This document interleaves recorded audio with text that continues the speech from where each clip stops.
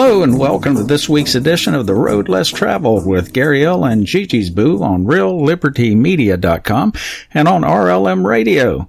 Wow, it is Sunday, the 16th of July, 7 p.m. Yeah, that's when this is happening. And we hope you're over here and hope you're listening in. And be sure to join the chat room, IRC chat. It's in Freenode if you use IRC at all.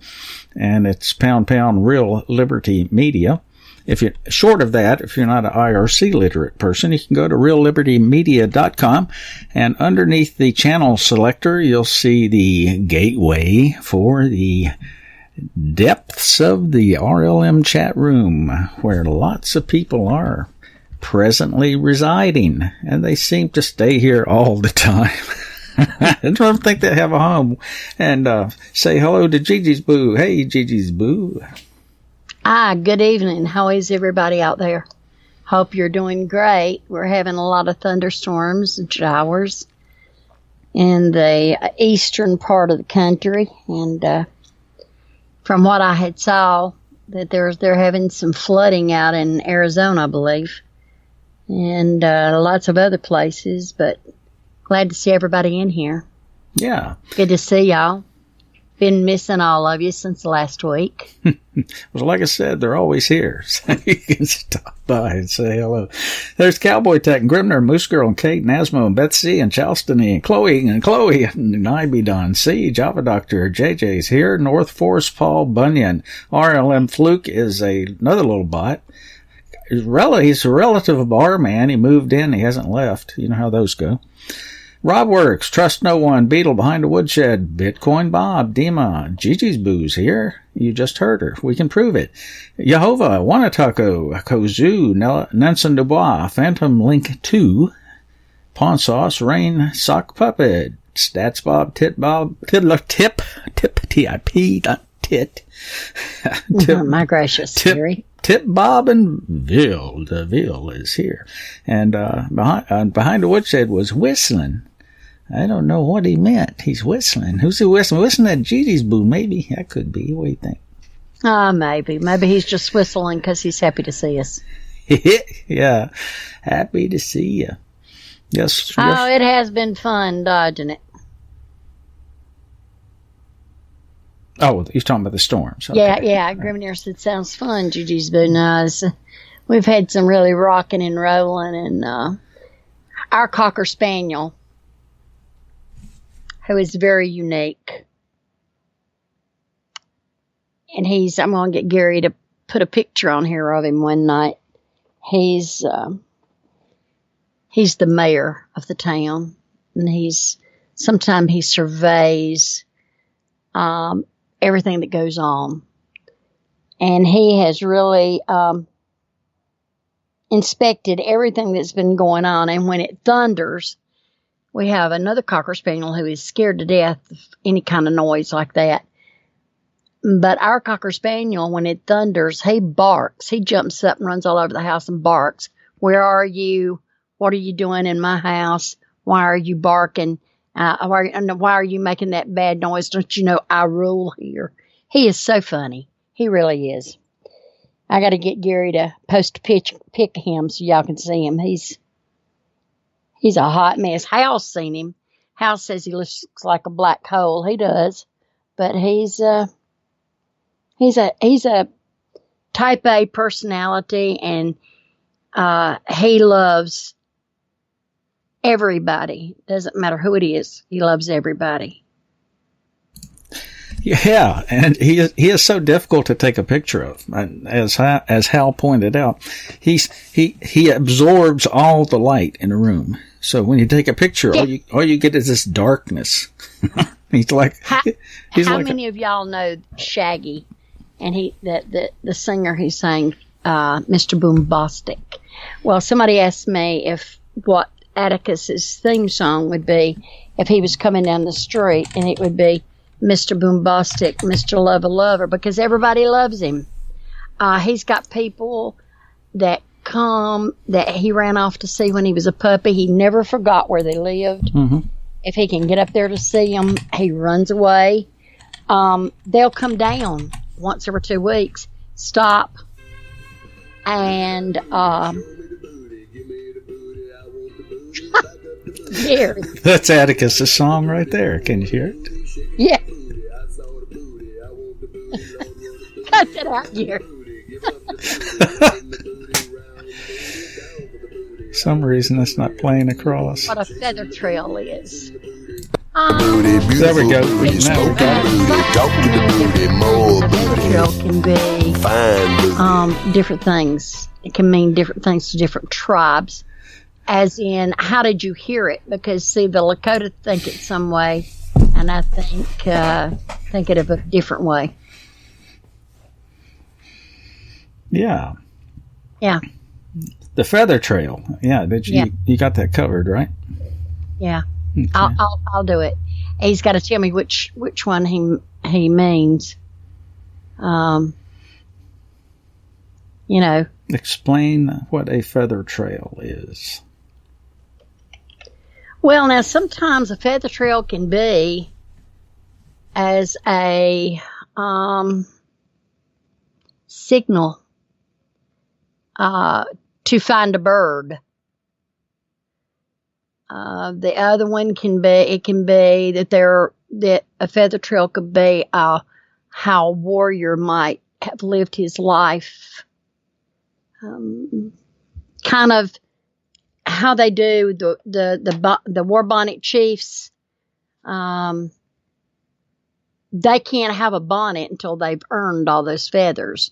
So it depends on the tribe, I would think. You got something another question? I mean, a little bit more in detail. What you want to know, Sock? Okay, he's gonna send me the link. Okay, let me take a look at that, and I can explain more. Yeah. Because the Cherokees consider feather trail could be a spiritual trail, and it could also be where they're following a bird that they've injured. It will lose feathers, stuff like that. Yeah, and it could also be a Twinkie invention. Oh God, don't even start about the Twinkies. Jeez. Got a thing in the mail the other day, and it said, for $150, I can take you on a spiritual quest, and you will find your something another. We'll do a sweat lodge and all this stuff. And I'm thinking, oh, no. Native American spirituality is not for sale. Why are they to run from any of those that do that? Oh, God, run. Okay, let me go down and let me look at this. Gary, talk a little bit and let me look at this, just what he's got. Okay, yeah, take a look at that. Chris Cornell's Sun Shower. No, halfway down in the lyrics. Okay. Yeah, take a look at that.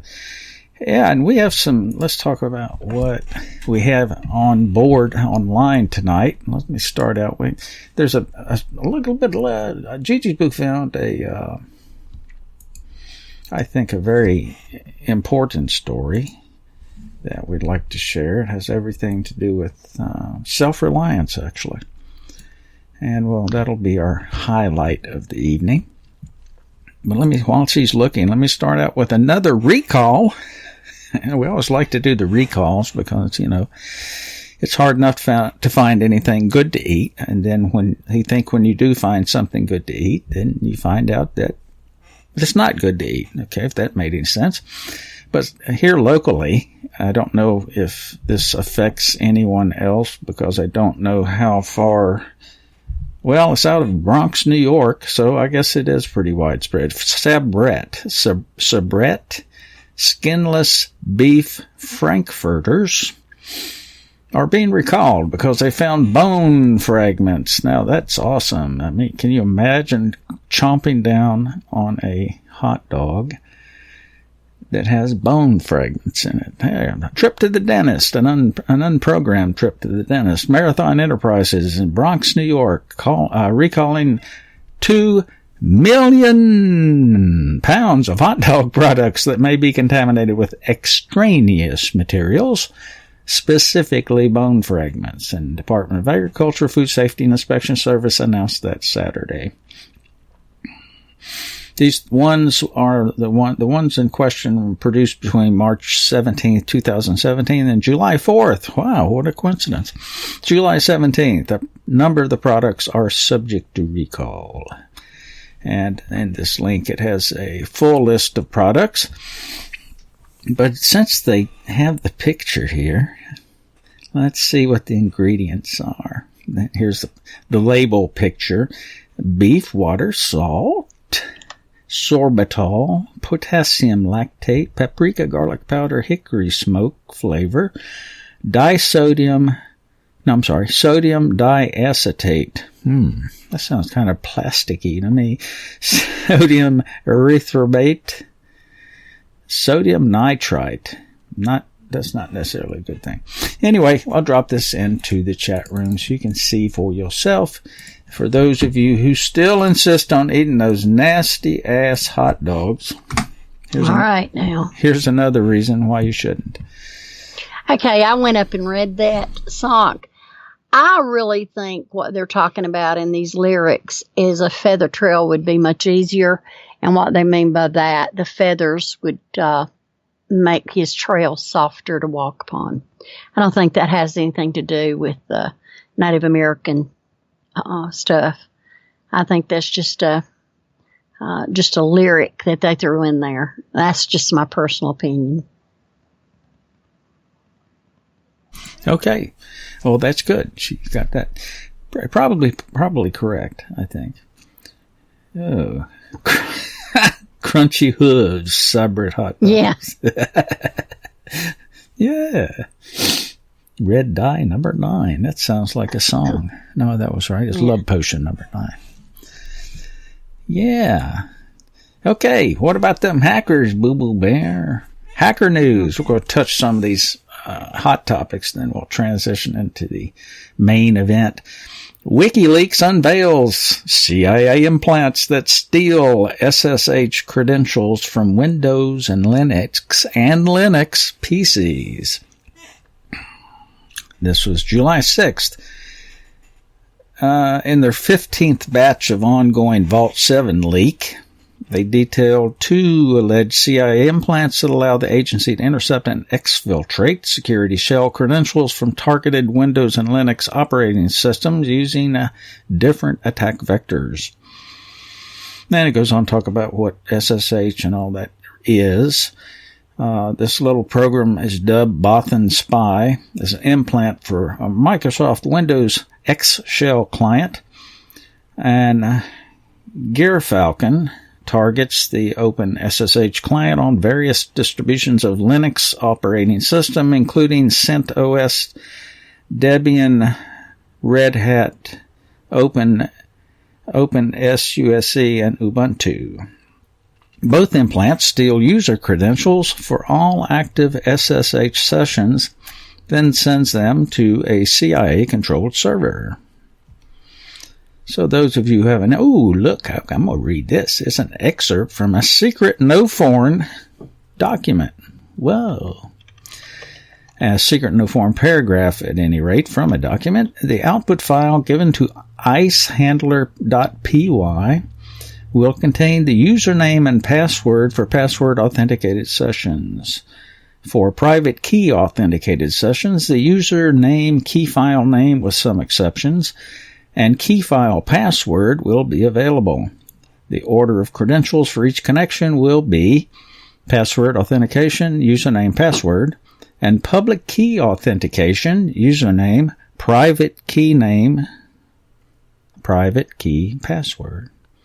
So yeah, for all you guys that like to think that you're slick, there's always somebody who's slicker. And it just occasionally this information comes out. And this is the part that's fun because this is only the little piece that you do know now. What about the parts that you don't know, which probably represents the majority of things. Anyway, Gigi's Boo. What else we got?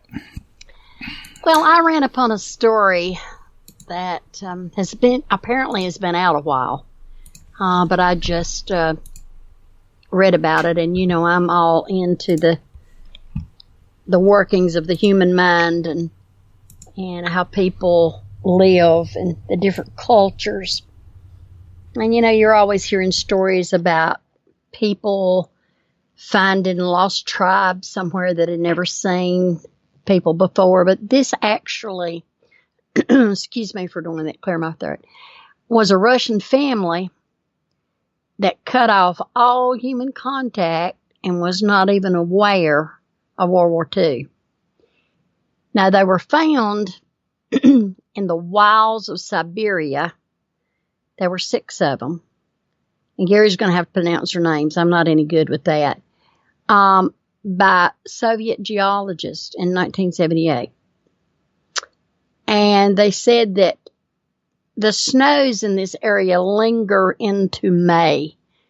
And then the cold weather returns again in September. So the growing season is very short. And life is distillate, just endless.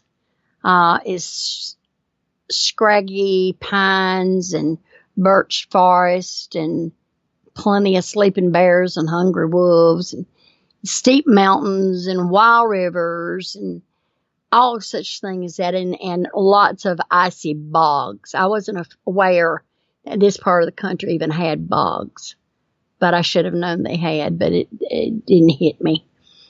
They said that it covers, I believe, about 5 million square miles, this particular area. And they say when warm days come, it's really beautiful. It's probably what we have seen, similar to Yellowstone, when everything thaws out and everything comes to life and all that. And so it's a natural beauty. But they said that these geologists were up there because this particular area is very rich in oil. And who would have guessed what they'd have been looking for? Oil and all kind of minerals. And they said even gold. And some of the outposts of these areas, people have struck it rich and have come out and been very, very well. But anyway, they were on this expedition in the summer of 78 in a helicopter. And they were sent to find a pretty safe spot where they could land with these geologists so they could look and see any prospects. And they were only about 100 or so miles from the Mongolian border. And they were watching the river. These are a lot of valleys and rivers, and it's thickly clustered with, like I said, the pines and the birches and everything. The pilots saw something that shouldn't have been there. And there was a clearing about 6,000 feet up a mountainside, wedged between the pine and larch. And it was scored with long, dark furrows. Now, anybody that plants knows what furrow fields are. They're kind of fixed to where people, it didn't wash in the whole 9 yards. So the helicopter crew did several passes over it, and then they concluded that this was evidence of a human habitation. It even had a garden, and it must have been there for a long time. And to them, it was an astounding discovery. And the mountain was more than 150 miles from the nearest settlement in a spot that had never been explored. And the Soviet authorities had no record whatsoever of anyone living in that district. So they sent 4 scientists into the district to prospect for iron ore. And they told them about the pilot sighting. And it kind of worried them. And so they decided to investigate. It was more dangerous to them to run across a wild animal than a stranger. So they left their temporary base about 10 miles away, and they were led by the geologist named Galena something. And in her writing, she said they had chose a fine day and put gifts in their packs to give to their new friends. Though, just to be sure, she recalled, she said she packed her pistol at her side. And as they came up the mountain leading to the spot, they began to come across some signs of human activity: a rough path, a staff, a log laid across a stream, and finally a small shed with birch bark containers of cut up dried potatoes. Then she said behind a stream there was a dwelling, and it was blackened by time and rain. It was a hut, and it was piled up on all sides with rubbish, bark, poles, planks. And if it hadn't been for a window the size of her backpack pocket, it would have been hard to believe that people lived there. But live there they did. And she said that they were noticed, their arrival was noticed, and a low door creaked open, and a figure of a very old man emerged into the light of day. He had looked like he was straight out of a fairy tale. He was barefoot, wearing a patched and repatched shirt made of sacking. He wore trousers, the same material, also in patches. He had an uncombed beard. His hair was really messed up. He looked frightened, but he was very attentive. And they said they had to say something, so she said, "Greetings, grandfather. We've come to visit." The old man didn't even look at him for a while. Finally, he replied in a soft voice, "Well, since you traveled this far, you might as well come in." And they said the sight that greeted them when they entered the cabin was like something from the Middle Ages. It was jerry built from whatever materials came to hand. It was not much bigger than a burro. It was low, soot-back, blackened log kennel, and it was cold as a cellar. On the floor were potato peels and pine nut shells. And looking around in the dim light the visitor saw, it consisted of a single room. It was cramped, musty, and indescribably filthy, propped up by sagging joints, and astonishingly home to a family of 5. She said the silence was suddenly broken by sobs and lamentations, and only then did we see the silhouettes of 2 women. One was in hysterics praying, "This is for our sins, our sins." The other kept behind a post. She sank slowly to the floor. The light of the little window fell on her wide, terrified eyes, and they realized that we had to get out of there as quickly as possible because it was upsetting them. They backed out hurriedly of the hut and retreated to a spot a few yards away where they took out some provisions and began to eat. About a half an hour later, the door of the cabin creaked open, and the old man and his 2 daughters emerged, no longer hysterical and, still obviously frightened, or frankly curious, she said. The 3 strangers approached them cautiously and sat down with their visitors, and they rejected anything that they were offered: jam, tea, bread, with a muttered, "We're not allowed that." And when the geologist asked, "Have you eaten bread?" the old man answered, excuse me, "I have, but they have not. They have never seen it. At least he was intelligible. The daughter spoke a language distorted by a lifetime of isolation. But when the sisters talked to each other, it sounded like a slow, blurred, cooing sound. Now, over several visits, the full story of this family emerged.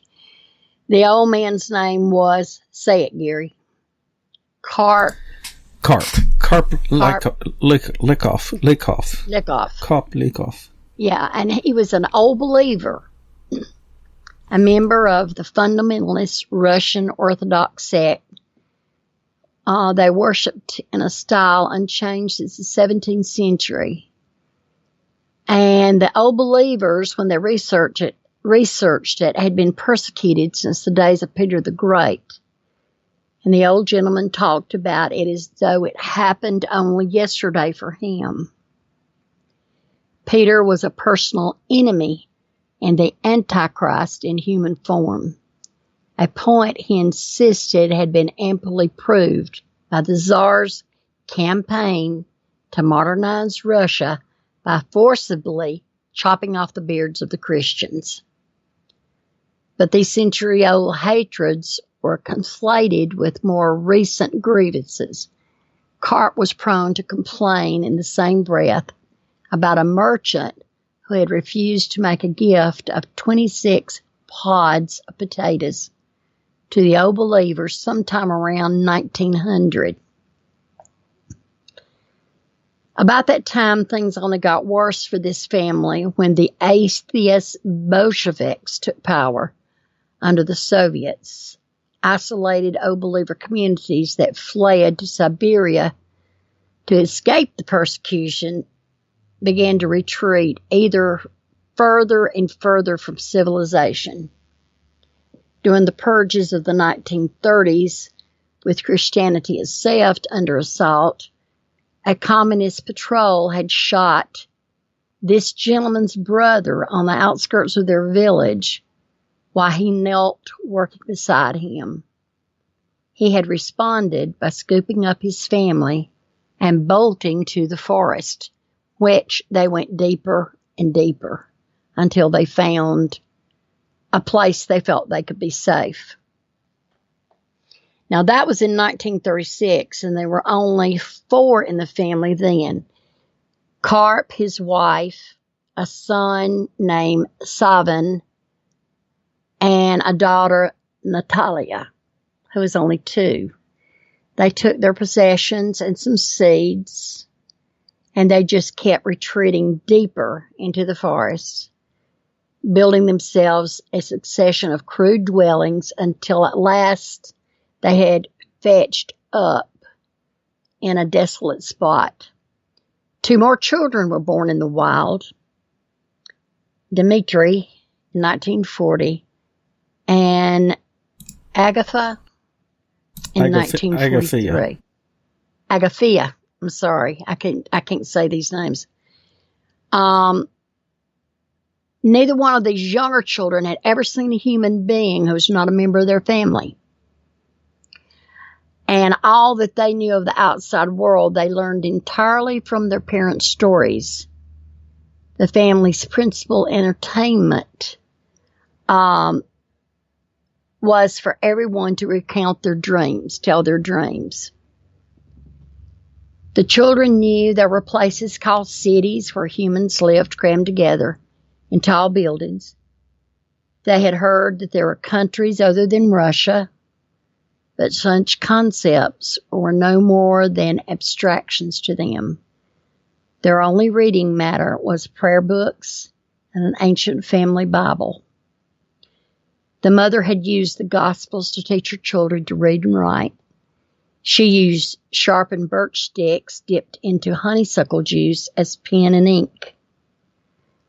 When the daughter was shown a picture of a horse, she recognized it from our mother's Bible stories and said, "Look, Papa, a steed." But if their isolation was hard to grasp, the harshness of their life was not. they found traveling to this homestead on foot that the geologists did was terribly hard, even with the help of a boat along the river. On the first visit, one of the geologists who would appoint himself the family's chief chronicler noted, "We traversed 250 kilometers without seeing a human dwelling. Isolation made survival in the wilderness close to impossible. Dependent solely on their own resources, they struggled to replace the few things they had brought with them. They fashioned bark galoshes in place of shoes. Clothes were patched and repatched until they fell apart. Then they were replaced with hemp cloth grown from seed. The mother, when she left, carried a crude spinning wheel and incredibly components of a loom.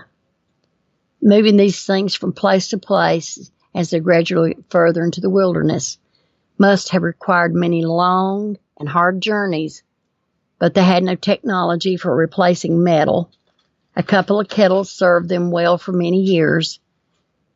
But when rust finally overcame them, the only replacements they could fashion came from birch bark. Since these could not be placed in the fire, it came far harder to cook. And by the time this family was discovered, their staple diet were potato patties mixed with ground rye and hemp seed. Now, the geologist does make it clear that they did have some abundance from the forest. Their dwelling, beside it ran clear cold stream. Stands of larch, spruce, pine, and birch yielded all that anyone could take.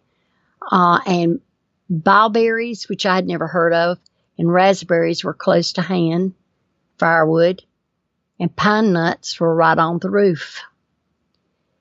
They lived permanently on the edge of famine, and it was not until the late 1950s, when the son reached manhood, they were able to trap animals for their meat and skin. Lacking guns and even bows, they could only hunt by digging traps or pursuing prey across the mountains until the animals collapsed from exhaustion. I found that astounding. Astounding. The son built up such endurance he could hunt barefoot in winter, sometimes returning home after the hunt, after several days, having slept in the open in 40 degrees of frost, a young elk across his shoulders. More often than not, there was not meat, and their diet gradually became less. Wild animals destroyed their crop of carrots in the 1950s, and the daughter described this as the hungry years. We ate their rowan berry leaf. The geologists that chronicled it said roots, grass, mushrooms, potato tops, and bark. They were hungry all the time.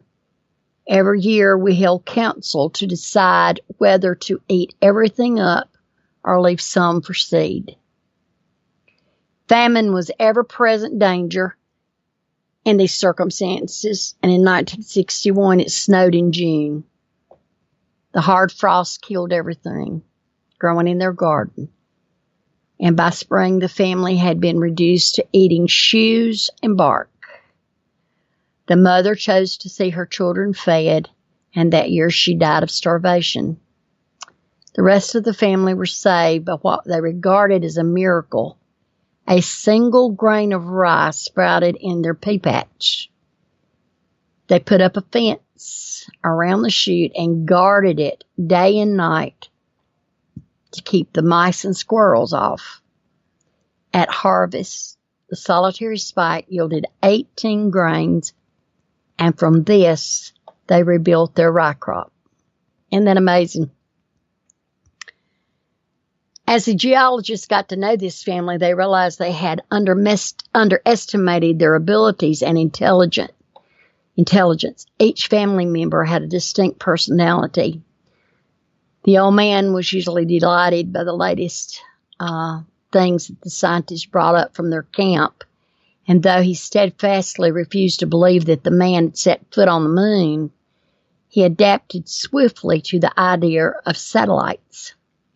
They had noticed them, the family had, as early as the 1950s when, as they said, the stars began to go quickly across the sky. And Karp conceived a theory that people have thought something up and are sending out fires that are very like stars. What amazed him most of all was a transparent cellophane package. And he said, "Lord, what have they thought up? It is glass, but it crumbles." Now, he held on to his status as the head of the family well into his 80s, and his eldest child, Savin, dealt with this by casting himself as the family's unbending arbitrator in matters of religion. He was strong of faith, but a harsh man, his own father said of him. And the old man seemed to have worried about what happened to his family after he died if the son took control. Certainly the eldest son would have encountered little resistance from the oldest daughter, who always tried to replace her mother as cook and seamstress and nurse. Now, the two younger children, on the other hand, were more approachable and more open to change. They said in time he began to realize that the youngest of the children had a sense of irony and could poke fun at themselves, especially the girl. Her speech was very unusual. It was like a sing-song voice and stretched simple words into polysyllables.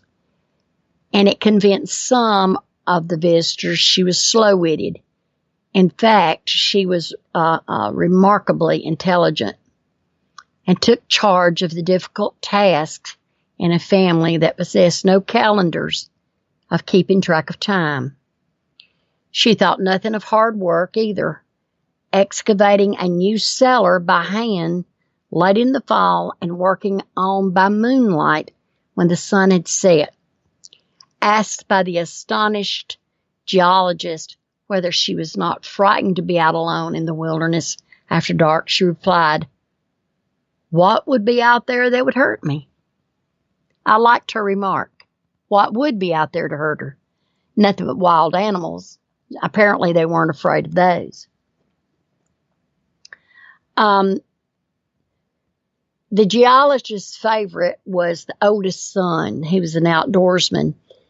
He knew all the moods of the forest, and he looked forward to talking to the family, and he built the family stove and all the birch bark buckets they used to store food. He spent days hand cutting and hand planing each log that they failed. It was no surprise that he was also the most enraptured by the scientific technology.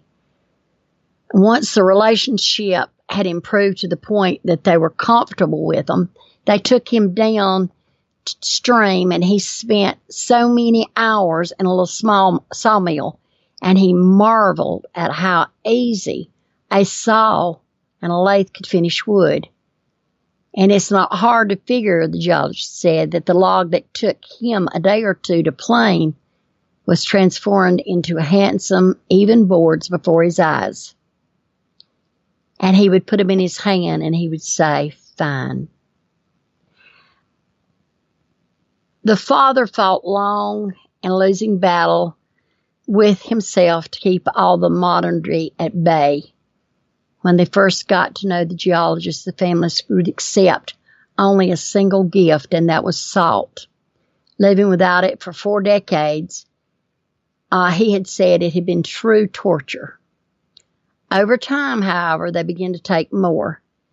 They welcomed the assistance of their special friend among the geologists, a driller named Yurov Sedov, who spent much of his spare time helping them plant and harvest crops. They took knives, forks, handles, grain, and eventually even pen and paper and an electric torch. Most of these were only grudgingly acknowledged, but the greatest sin that they ever encountered at the geologist camp was the TV. But it was irresistible to them. They just could not stay away from it. And on one of their rare appearances, they would sit down and watch. The father sat directly in front of the screen, and the daughter watching, poking her head around behind the door.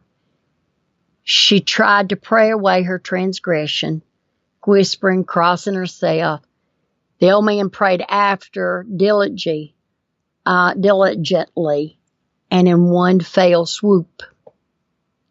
The saddest part of the story was when the family went into decline after they reestablished contact with the outside world.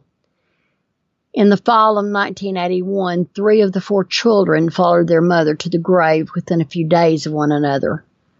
According to the recorder, the geologist, their deaths were not, as might have been expected, the result of exposure to disease to which they had no immunity, but both of them suffered from kidney failure, more likely a result of their harsh diet. But the oldest son, who was such a great hunter, did die of an infection and turned into pneumonia, and they think he did acquire that from his new friends. His death really shook all the geologists. They tried desperately to save him. They offered to call a helicopter and have him evacuated to a hospital, but he was extreme and would not abandon neither his family nor the religion he had practiced all his life. His words, "We are not allowed that," and he whispered just before he died, "A man lives for howsoever God grants." When all 3 of the children and he had been buried, the geologist attempted to talk the father and the youngest daughter into leaving the forest and returning to be with relatives who had survived the persecution of the years and who still lived in the same old village, but neither of the survivors would hear of it. They rebuilt their old cabin and stayed close to their home. The father died in his sleep on February the 16th, 1988, 27 years to the day after his wife died. The daughter buried him on the mountain slopes with the help of the geologist, then turned and headed back to her home. The Lord would provide, she said. And indeed, she said she was going to stay. A quarter of a century later, now in her 70s herself, this child still lives alone in the cabin, still in the forest. The geologist wrote and said, she won't leave, but we must leave her.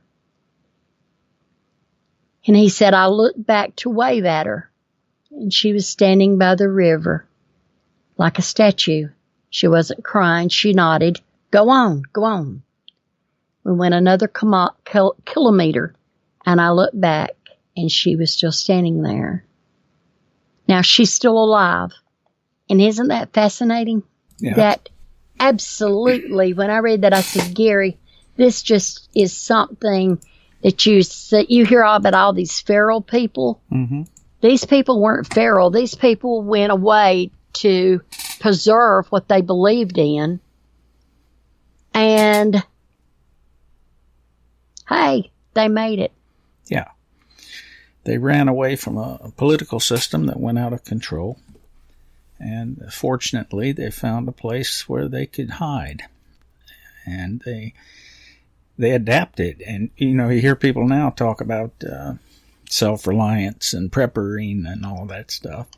Well, here it is in the extreme. And it does show that the power of the human spirit, and, you can make do. You can make things work. Interestingly, there's also a documentary that... drop that in there. I ain't got to see that yet. I want to watch that, but drop that in there to them. Yeah. Too, and let them see that. RT made the documentary and talks about this family. Pretty interesting stuff. It's kind of sobering, really. Yes, it is.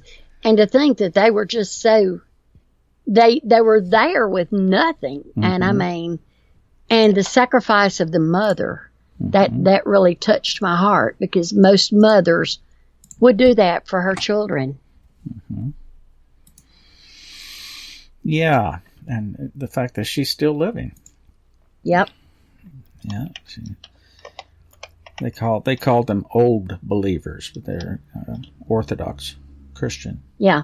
Mm-hmm. And of course, when the Bolsheviks came around, that wasn't a very popular thing to be. Exactly. How?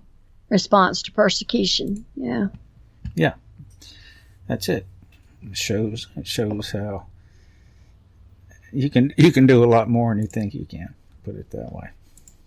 What I found was that the outsiders seemed to think that their house was filthy. To them, it wasn't filthy. What they had on the floor, on the ground, it was a dirt floor. What they put down on the floor, the shavings and potato peelings and all that, that probably insulated mm-hmm. and kept them warm to a certain extent. Mm-hmm. It's what we get used to. They did the best they could with what they had. And I find it very, very interesting that even though they showed them all the modern things, they didn't care to come out and become modern. No. Nope, they didn't. And it very much reminds me of a book I read not long ago. It's one of those unusual out-of-print books that, you can find from time to time. And the name of it is As Far as My Feet Will Carry Me. And it is a biographical novel of a German prisoner of war, German soldier, during World War II. And he's captured by the Russians and transported deep into Siberia, where he and many like him were put to work in the lead mines. And if you know anything about the old lead mines, your life expectancy wasn't very long, working in the depths with all the lead dust and so forth. But long story short, he managed to escape, which was unheard of. And if you want to get a mental picture of the conditions that this family, the Lykovs, what they endured, if you want to get a mental picture of that terrain, that book is worth reading, because this soldier who escaped managed to walk all the way back to Germany. And it took him years. Traveling through Siberia and all the different intrigues and the different things he had to contend with. But he actually made it. But it gives you such a picture of the conditions. Unbearable, unbelievable conditions. But yeah, that's what that story put me in mind of. I highly recommend it. That book, if you can find it. I don't know. Let me see if it's still out there. Talk a second, Gigi's Boo, while I search for this book. Well, I was thinking about something that I had seen in here, and I wanted to talk about it. And it's like we were talking about how they were so close to the Appalachian culture and not believing stuff, they didn't want to hear about the war. They didn't want to hear about this. And they ran. And somebody said, you can't do anything with those Appalachian people. They talk about the coal miners and people like that. And why don't they come down? Why don't they leave and go somewhere else and live and give up their lifestyle or leave, And why are they so stubborn? They're not stubborn. These people didn't like the way they were persecuted, and they went on, and the father talked about even as late as 1900, they were persecuted. Well, you talk to the Appalachian people, and they're not over the war, and somebody will say, what war? Everybody presumes you're talking about the Civil War. I said, no, the Revolutionary War. You go up in there, and they don't trust the government. They don't trust anybody. Who was the guy that stayed on the run all the time, Gary, that had bombed all those abortion clinics? Yeah, you had to ask me. He wrote the Unabomber, I guess you're talking about. Yeah, I don't know if it was him or not, and he was a survivalist, and he went up to North Carolina. That was the last place they saw him. Well, they sent the feds in, and they asked the people in the towns up there. And I mean, these are modern people in these towns. I mean, they have TV and everything else, and they would walk up to they'd identify themselves, and they'd say, "Have you seen so and so? Have you seen this man?" No. And they asked one old man, he was sitting out there on the bench. You know how you see in the South, old men sit on the bench and talk and smoke or chew or whatever. And went up and they said, we know somebody's up here have seen him. And if you see him, will you contact us? And the old man spit over to the side and he said, no, we don't like you. Get the hell out of here and don't come back. And this guy lived out in the wilderness for a long time, and they still believe some of those people up there in that mountain region set food out thinking, well, if he comes by, he can get him something to eat. We're going to set it out here like canned foods and stuff. Right. And he had been gone, about 3 years on the run, and he got tired. That's it. Beetle. Kaminski or Kaminski? Kaczynski, yeah. Yeah, that's him. Theodore Kaczynski, yeah. Anyway, he was digging in the trash can. And he later told some of the agents had come back, and they just happened to be there. And they asked him, they said, how long you been here? He said, I've been in and out of here a long time.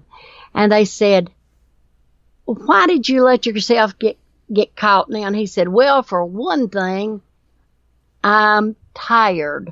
Might be Eric Rudolph, Hale. I can't remember. It's one of those guys. But anyway, he told him, he said, I'm tired. He said, I'm cold. I'm tired. He had lost about 40 pounds. And he said, it's time to give it up. But they told him up there, they said, he's blowing up those abortion clinics, and y'all want to put this man in jail? Did y'all kill him babies by the... Yeah, definite culture clash. And I did find the book, but on top of that, I discovered, and I didn't realize it, that in 2001, they'd actually made a movie about it. And that movie is available to see for free on YouTube. A movie by the same name. And if you're actually at all interested in the book, it has been republished, and it's on Amazon. You can get a paperback. Paperback's actually cheaper than the ebook, but paperback for $7.93. So if that type of story interests you at all, you have the option to either read it or watch it or both. And since I've read it, I'll probably watch the movie and see how true to the original that it is. But it is a very fascinating story of a man against all odds, really. And he was, he actually did not want to write the story. I think he still, even in his advanced age, he had a fear of being returned. People who have went through things have that fear. They don't, Yeah. So no, this guy wasn't bombing universities, Beetle. It's the other guy. It's Eric Rudolph. What Hal said, yeah. Okay, yeah.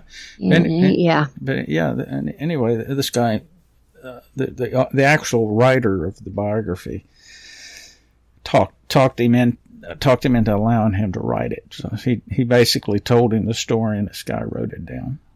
So, and it's an eye opener. I want to say one other thing. We've got about 7 minutes, and I'll do this really fast. I saw this on one of the educational TVs, public broadcasting.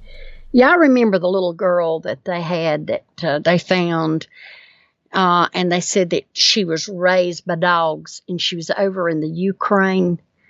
I can't remember her name. Anyway, that girl is grown, and she was not raised by wolves. She was not raised by dogs.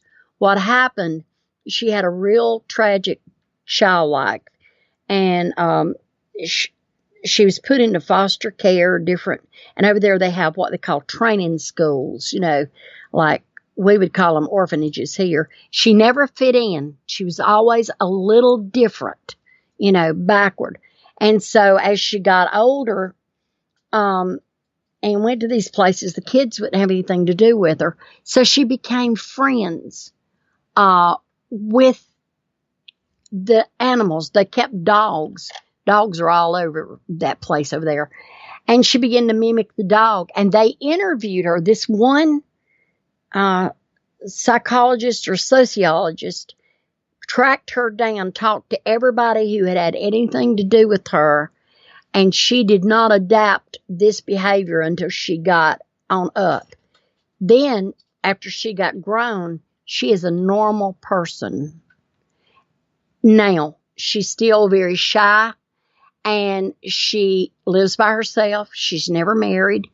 And they said, "Why did you do it?" And she said, "Because the dogs were my only friend. And I did with them. I played with them because the children wouldn't play with me." And believe it or not, she has 2 or 3 dogs.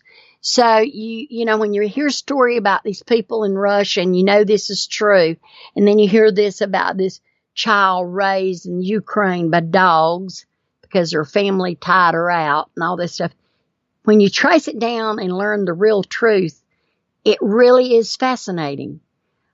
She said she knew exactly what she was doing. She liked the dogs. She wanted to be with those dogs, that they were her friend.